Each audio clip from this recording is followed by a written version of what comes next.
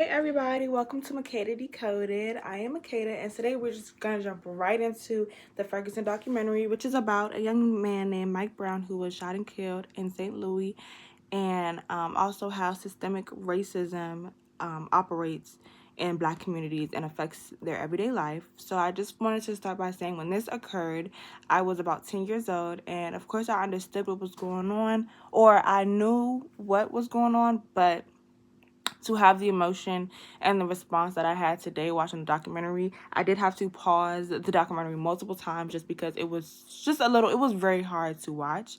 So what really stood out to me was how quickly the focus shifted away from a loss of a life onto criminalizing the community immediately. Instead of leading with empathy, law enforcement responded with force, they responded with tanks, and they responded with riot gear, while protesters were just there with their signs and blowhorns and just in large groups just trying to defend themselves and defend the community. So that response felt very dehumanizing to me, like the community was immediately treated as the enemy.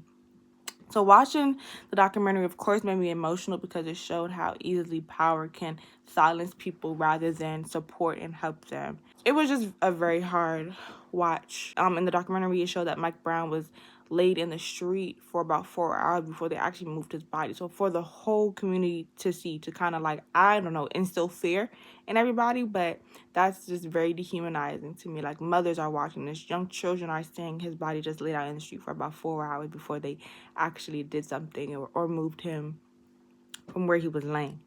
The documentary highlighted how systemic racism operates beyond just police officers. It's embedded in everyday systems that appear to be legal or normal on the surface. For example, tickets that the Black residents receive, but it keeps them in a cycle of debt and criminalization, which can deteriorate a community over time, of course. So I'm really glad that social media played a role in this documentary because it allowed residents to share real-time footage, personal stories, experiences, and perspectives that without smartphones or without a social media platform, a lot of the truth may have been buried or rewritten to fit their narrative.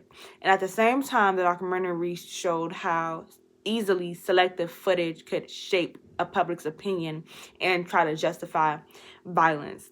So watching the Ferguson documentary made me realize that what happened in Ferguson wasn't an isolated event. It actually emphasizes a larger problem within policing and racial justice nationwide. It's happened in multiple cities, and I think it is important that everybody watches this documentary just to educate yourself so that you're prepared or that you know what is going on in your community, in the Black community.